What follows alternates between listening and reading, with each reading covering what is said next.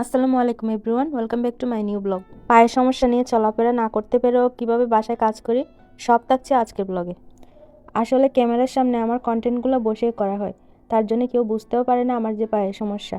পানি ফোটাতে ফোটাতে পাতিলটা এই কালার হয়ে গিয়েছে, ময়লা মনে করে কেউ কিছু মনে করবেন না। আমরা কাঁচা পানি খেতে পারি না, আমাদের পানি ফুটিয়ে খেতে হয়। তারপরে এই গরম পানি ঠান্ডা করে আবার বোতলে বোতলে ভরে রাখতে হয়। পানি ভরার কাজ শেষ করে আমি চলে আসলাম কোয়েল পাখির ডিম সিদ্ধ করতে। আপনারা কি কোয়েল পাখির ডিম পছন্দ করেন? তাহলে আমাকে জানাতে পারেন। পায়ের সমস্যার কারণে আমার ডিমগুলো সিদ্ধ করতে কত ধরনের অসুবিধা হয়ে যাচ্ছে। একবার বসে ডিমগুলো সিদ্ধ করার ট্রাই করেছি, কিন্তু কোনোভাবে হচ্ছে না। আবার উঠে আমার পানিতে ডিমগুলো সিদ্ধ করার জন্য দেওয়া লাগলো। সব কাজ এভাবে আস্তে আস্তে কষ্ট করে করতে হয়। আর আপনাদের ভাইয়া বাসায় থাকলে আমার কোনো কিছু করা লাগে না তেমন একটা। আমি যতটুকু পারি হালকা হালকা করে কোয়েল পাখির ডিমগুলো এদিকে সিদ্ধতে দিয়ে দিলাম, আর অন্যদিকে আমার বাকি কাজও আছে। এখানে প্রায় 13টার মতো ডিম। ডিমগুলো সিদ্ধ হওয়ার পরও পানি থেকে আমি ডিমগুলো তুলে নিই। একটা কথা বললে বিশ্বাস করবেন কিনা জানি না, আমি যখন ঘুম থেকে উঠি ডেইলি, প্রথমে আমি আগে চিন্তা করি কিভাবে আমার এডিট করতে হবে। আমি খাওয়া দাওয়া বাদ দিয়ে প্রায় 3-4 ঘন্টা পর খাবার খাই। প্রথমে আমি এডিটের কাজে লেগে থাকি। সত্যি বলতে আমার ভালো লাগে না কোনো কাজ অসম্পূর্ণ হয়ে পড়ে থাকা। না করলে না করি, কিন্তু যখন করি কিন্তু এটা সম্পূর্ণ ক্লিয়ার করেই উঠতে হবে। এদিকে কোয়েল পাখির ডিম যেগুলো সিদ্ধ করেছিলাম এগুলো ঠান্ডা হওয়ার জন্য এখানে রাখছি। একটু ঠান্ডা হলে তারপরে আমি এগুলো কুসা ছাড়াই নেব। পাখির ডিম তো এই জন্য মুরগির ডিমের মতো আমার তেমন একটা টেস্টি লাগে না। এখন আমার একটা মিক্স সবজি বানাতে হবে। কোয়েল পাখির ডিম তো আমি সিদ্ধ করে নিছি। আলু ফুলকপি শিম দিয়ে আমি একটা বাজি বানাবো, তার জন্য ফ্রিজ থেকে নিয়ে নিচ্ছি একটা মুরগির ডিম। কাজ করার ফাঁকে কিন্তু আমি আমার বিড়ালকে খাবারও দিয়ে দিছি। খাবার দিতে পারি কিন্তু ধরতে পারি না, আমার অনেক বেশি ভয় লাগে বিড়াল। তবু আমার আশেপাশে বিড়াল আসলে আমি ভয় পাই না। বিড়াল তো আমার কুলে এসে ঘুমায় থাকে। আর পাশের কিছু আপু আছে, ওরা বিড়াল দেখলে চিল্লাচিল্লি শুরু করে দেয়।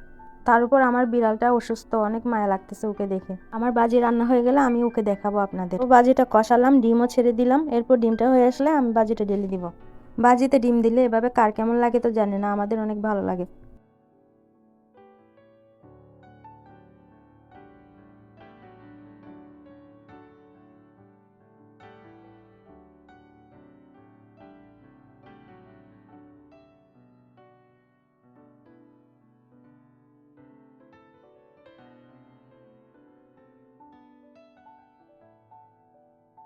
বাজিটা কষানোর পর আমি কুকারে রেখে দিয়েছি যাতে এটা রান্না হয়ে যায়।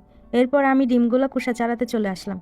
আমি মাঝখানে আরেকবারও ট্রাই করেছিলাম কুসা চাড়ানোর জন্য, কিন্তু এত বেশি গরম আমি হাতে ধরতেই পারলাম না। এই যে দেখেন কত অসুস্থ ও। মানে ওকে খাট থেকে নামাই দিছি, খাট থেকে তো নামাতে পারি না আমি ওকে, শুধু আমি কোনোভাবে কিনারে এনে দিছি, ও লাফ দিছে, কোনোভাবে লাফ দিয়ে পড়ে গেছে, এতটাই অসুস্থ। এদিকে খাবার দিয়েছে আপনাদের ভাইয়া, মাছ সিদ্ধ করে দিছে, আর এদিকে ক্যাট ফুড।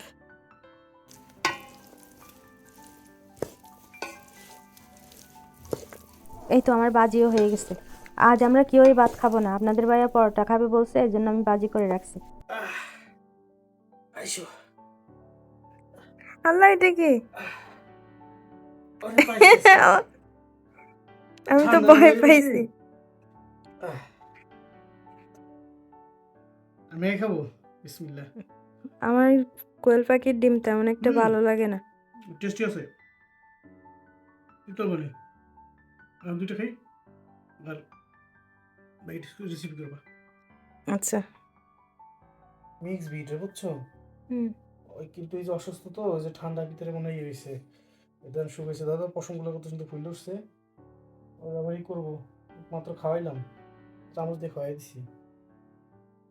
একটু কম্বলের নিচে একটু রাখি, সুস্থ হয়ে যাবে না। এই যে দেখেন আপনাদের ভাইয়া চালটা কেটে দিচ্ছে কত সুন্দর করে। এখন খাবো আমরা। আমরা চালটা খাচ্ছি, এদিকে বিট লবণ। আপনি খাবেন না?